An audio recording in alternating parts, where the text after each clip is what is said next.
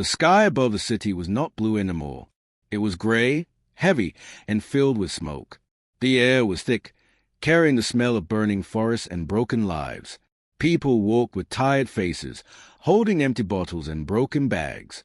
The world was not the same anymore. Far away, inside a small laboratory, a man sat alone. His name was Dr. Aidan Clark, a scientist, but more than that, a man with a heart heavy with pain. He had seen enough to know the truth. Humanity was running out of time. Aidan switched on an old camera. The red light blinked, and his face appeared on the small screen. His hands trembled as he pressed a button. He took a deep breath, then began to speak. "This is my final plea," he said, his voice weak but steady. "If humanity does not unite now, there will be no tomorrow." His words echoed inside the empty room. He knew very well that governments might ignore him. He knew leaders would laugh, as they always had. But this was not a warning anymore. This was the last call for survival. Outside the laboratory, the world was breaking apart. Floods swallowed villages, fires burned entire towns, and hunger spread faster than hope. Children cried for food, and parents could only watch helplessly. Every day was a battle, not against enemies, but against nature itself. Aidan's message was sent across the world. Screens in homes, shops, and streets suddenly lit up with his tired face. People stopped and listened. "I am not asking for power," he said. "I am asking for unity. If we keep fighting each other, if we keep ignoring the truth, our future will end in silence." Some people listened with hope, some with fear, and some with anger. But no one could ignore the look in his eyes. They were eyes that had seen the end. In a dark room, far away, a group of leaders watched his broadcast. One of them laughed. Another scientist begging for attention, he said. Others nodded. But deep inside, even they felt a small spark of fear. Aidan did not stop. He spoke with all the strength left in him. "This is not a warning for years from now. This is a warning for now. The countdown has already begun." His words created silence everywhere. Countdown? What did he mean? That was the truth Aidan had discovered. In his research, he had found strange patterns in the climate, in the Earth's core, and even in the stars above. The numbers all pointed to one thing. Time was running out faster than anyone imagined. He closed his eyes for a moment, remembering the day he had realized this. The data had been clear. Earth had less than 10 years before total collapse. Maybe less. But when he told his colleagues, they called him crazy. When he told governments, they shut their doors. So now, he was speaking directly to the people. The broadcast ended. For a moment, the world was quiet. Then whispers began. Families spoke about it at dinner tables. Strangers argued in the streets. Was it true? Was the end closer than they thought? In the middle of the night, Aidan sat by his window, staring at the broken city lights. His heart was heavy. He was just one man. Could one man really change the fate of humanity?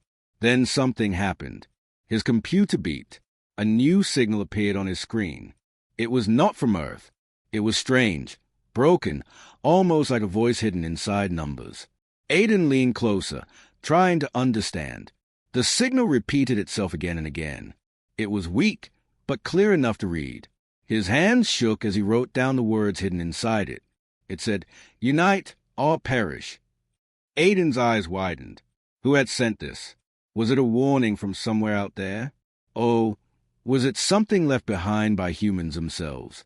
He did not know. But one thing was certain. The danger was even greater than he had feared. The night grew darker, and the world outside continued to fall apart. But inside that small laboratory, the fight for humanity's survival had just begun. This was not only Aidan's plea anymore. This was the beginning of a story that could decide the future of the entire human race. The next morning, Aidan woke to the sound of angry voices outside his window. Crowds had gathered in the streets. Some people held signs of hope, save the future, while others shouted in anger, "Lies! Lies!" His broadcast had reached everyone, but it had also divided them. He stepped outside, watching carefully. A woman came to him, her eyes filled with tears. She carried a child in her arms, thin and weak from hunger. "Doctor, is it true?" she whispered. "Will the world really end?" Aidan could not answer with false hope. He placed a hand on her shoulder. Not if we stand together, he said softly. The child looked at him with wide, tired eyes, clutching a broken toy in his small hands. That image stayed in Aiden's heart. It gave him strength. But the leaders of the world were not moved by tears. In grand halls filled with gold and power, they argued. We cannot trust him, one said. He wants to create fear, said another. Besides, a rich leader added coldly, we already have shelters underground. Our people will survive. Their words were selfish. They thought only of their nations, their wealth, their control. No one wanted to share. No one wanted to unite. Back in the city, Aiden tried again. He sent messages to universities, to scientists across the globe. Some believed him, some laughed, but many were too afraid to speak. Fear controlled them more than truth. One night, he stood on a rooftop, staring at the sky. The strange signal he had discovered still echoed in his mind. Unite or perish. Who had sent it? Why now? Was it a warning from the future? Or a message from somewhere beyond Earth? The questions kept him awake. But answers did not come easily. Aiden decided he could not stay in one place anymore. He needed to move, to show people what he had seen with his own eyes. He began traveling across broken lands, carrying his camera and his message. He filmed destroyed villages where floods had eaten entire homes. He filmed forests turned into deserts where nothing grew. He spoke to survivors, recording their words. One old man told him, "We had food once, water once, now we only have memories." A young girl whispered, "Will the stars still shine tomorrow?" Each word cut into Aiden's heart, but he kept going. He wanted the world to see the truth, not numbers, not charts, but real human faces. The videos spread quickly. On small screens, in broken towns, people gathered to watch. They cried, they argued, they shouted. Some called him a hero, others called him a liar. But one thing was certain, he had their attention. Still, the powerful grew angrier. Secret meetings were held. Some leaders even spoke of silencing him forever. But before they could act, something unexpected happened. Aiden's computer received another signal.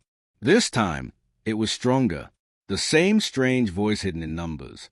He stayed awake all night, decoding. Slowly, the message revealed itself. It said, "The key is on Earth, the place forgotten. The time is near." Aiden froze. What did it mean? A hidden place? A forgotten land? Could there be something on Earth that could save humanity? The idea filled him with both hope and fear. If such a place existed, he had to find it. But would the world believe him again? As he thought, his phone buzzed. It was a video call from an old friend, Dr. Maya Singh, a scientist working in Asia. Her face was pale, her eyes full of concern. "Aiden," she said, "I saw the same signal. I didn't believe it at first, but now the data is real. I think it is pointing to a location, somewhere deep under the earth." Aiden's heart raced. He was not alone anymore. Someone else believed him. But before they could speak more, the screen went black. The call had been cut. Government interference, or something else. He did not know. One thing was clear. Time was slipping away, and the world was still divided. Outside his window, people shouted again. Some wanted hope. Some wanted blood. Inside his heart, Aiden felt the weight of billions of lives. The signal had given him a clue. A forgotten place on Earth. Maybe the last chance for survival. And so, with nothing but faith and a burning plea inside him, Aiden prepared to leave. His journey into the unknown was about to begin. The world remained divided, but the road ahead promised not only danger, but also the possibility of an answer. Would the truth save them, or destroy them faster? The shadows of tomorrow were growing darker. The night was silent except for the hum of Aiden's computer. He sat alone, eyes fixed on the strange lines of code dancing across his screen. The signal had grown stronger. Each beat of sound felt like a whisper from the unknown, calling him, pushing him toward a truth that humanity had ignored for too long. He leaned forward, his fingers shaking as he decoded the next part. Slowly, the numbers turned into words. Unite or perish. The key lies hidden. Time is near. Aiden's breath caught in his throat. This was no random interference. Someone, something, was trying to guide him. But who? He remembered the night Maya had called him. She had confirmed the same signal. She had seen the same pattern. But her voice had been cut off, swallowed by silence. Since then, no message from her, no sign. It was as if she had disappeared. Aiden's heart grew heavy. Was she silenced because she spoke the truth? The more he thought, the more fear grew inside him. But fear was not enough to stop him. He pressed record on his camera and began speaking. This is Dr. Aiden Clark.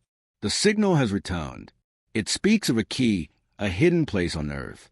If this is true, then humanity still has a chance. But we must act now. We must act together. His voice carried both hope and desperation. He uploaded the video, knowing it would spread across the world within hours. And it did. People everywhere talked about it. Some believed it was a message from the stars. Others said it was a trick, a lie created by governments. Arguments filled the streets. Trust was dying, and Aiden's words were like fire, burning both light and fear into every heart. But Aiden did not have time for debates. He had a map now, a rough location where the signal seemed to point. It was far away, hidden under a land long abandoned, a place swallowed by storms and sand. If the key truly existed, he had to find it. He packed a small bag, water, food, a notebook, his camera. Before leaving, he walked once more through the ruined city. Children played with stones where no toys existed. Families huddled near broken fires. Everywhere he looked, he saw faces waiting for hope. A little boy tugged his hand. It was the same child he had seen before, the one with the broken toy. The boy's voice was soft. "Doctor, will you bring back tomorrow?" The words pierced Aiden's heart. He knelt down and smiled faintly. "I will try," he whispered. With those words, he began his journey. Days turned into weeks as he traveled. Across dry deserts where winds cut like knives. Through flooded lands where houses floated like ghosts. Each step showed him more of humanity's pain. Yet, it also showed him kindness. Strangers sharing bread, mothers singing to their hungry children, old men giving directions with trembling hands. Every story he recorded, every face became part of his mission. But not all encounters were kind. In some towns, people shouted at him, calling him a liar, a fool. Some even threw stones. "Stop spreading fear," they yelled. But Aiden did not stop. His eyes were fixed on the signal's destination. One night, while resting under a ruined bridge, he opened his laptop again. The signal pulsed stronger than ever. Suddenly, the screen flickered, and for a brief moment, he saw something, an image hidden in the code. It was not a human face. It was something else, a shape with glowing eyes. Not alien, not human, but something in between. The image vanished in a second, leaving only static. Aiden's heart pounded. What was that? Was it the sender? Or just a trick of the machine? He wrote in his notebook, "Not random, intelligent, watching us." Sleep did not come that night. By dawn, he reached the edge of a wasteland. This was a place the signal had pointed to, a land once filled with cities, now buried under sandstorms. Locals called it the Forgotten Land. No one lived there anymore. No one dared to. Aiden stood on the cracked ground, the wind howling around him. His camera captured his voice. This is it, the place the signal speaks of. If answers exist, they are here. He stepped forward, each step swallowed by dust. His heart raced. Somewhere beneath his feet, something waited. The secret signal had guided him here. But what he would find, hope or horror, remained hidden in the silence of the forgotten land. The wasteland stretched endlessly before Aiden. Sandstorms howled like angry spirits, covering the sun in a pale, burning haze. The land was dead, yet it felt alive, like something hidden beneath was watching him. This was the place the signal had pointed to. The Forgotten Land. Aiden was not alone anymore. After his last video spread across the world, a few brave souls had joined him. People who believed. People who had nothing left to lose. There was Lena, a nurse who had lost a family in the floods. Her eyes carried sorrow, but her hands carried hope. There was Jonas, a strong but silent man, once a soldier, now only a survivor of too many wars. And there was Rafik, a young engineer with quick hands and quicker dreams. Together, they formed a small group, following Aiden through the storms. The journey was not easy. Days passed with no shelter, only endless sand. Their water ran low. Their food disappeared faster than they hoped. Yet, in the quiet nights, under a broken sky filled with fading stars, they shared stories. Lena spoke of her daughter, who had once laughed at the rain. Jonas confessed he had killed in wars he never believed in. Rafik dreamed of building a machine that could give people clean air again. Each story was a piece of the world they had lost. Each story pushed them forward. But danger followed closely. The wasteland was not empty. Bands of desperate survivors roamed, stealing, killing, doing whatever it took to live one more day. One evening, as the group camped near the ruins of an old highway, shadows appeared. Rough men with weapons in their hands. Their leader, with scarred skin and hollow eyes, stepped forward. "Water," he demanded. "Food. Now." Aiden stepped in front of his friends, his voice steady though his heart raced. "We don't have enough. We are searching for something greater. Something for all of us." The man laughed, a cruel, empty laugh. "Hope? Hope doesn't fill stomachs." He raised his weapon. Before he could strike, Jonas moved like lightning. He pushed Aiden aside and fought the man. The desert erupted in chaos. Shouts, strikes, dust flying everywhere. In the end, the attackers fled, but Jonas lay bleeding on the sand. His breath was shallow, his eyes fading. Aiden knelt beside him, tears in his eyes. "No, don't leave us now." Jonas looked at him and smiled faintly. "You must finish this, for all of us. Don't waste time on me." And with that, his hand fell still. The group buried him under the sand, marking the spot with stones. No words were needed. The desert carried their grief in silence. Aiden felt the weight of guilt. If not for him, Jonas would still be alive. But Lena placed a hand on his shoulder. "He believed in your plea. Don't let his sacrifice die here." Those words carried Aiden forward. With heavy hearts, they continued. Days later, they reached a place unlike any other. The storms grew calmer, the air colder. In front of them stood a vast canyon, its walls cracked like the skin of the earth itself. At the bottom, half buried in stone and sand, was something strange, a massive metallic structure, glowing faintly in the dark. It was not natural. It was not a ruin of man. It was something older, something hidden for centuries. Rafik's eyes widened. This is not human. Aiden felt his heart race. The signal had guided them here. This was the vault the message had spoken of.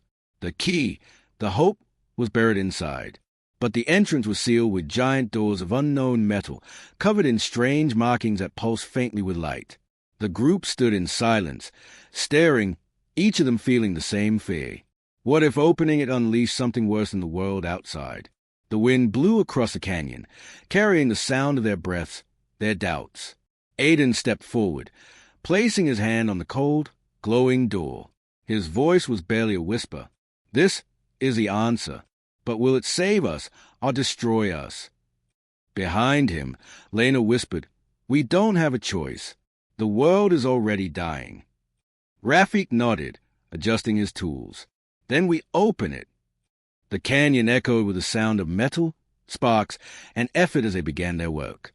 And deep inside the earth, something stirred, as if it had been waiting for them all along.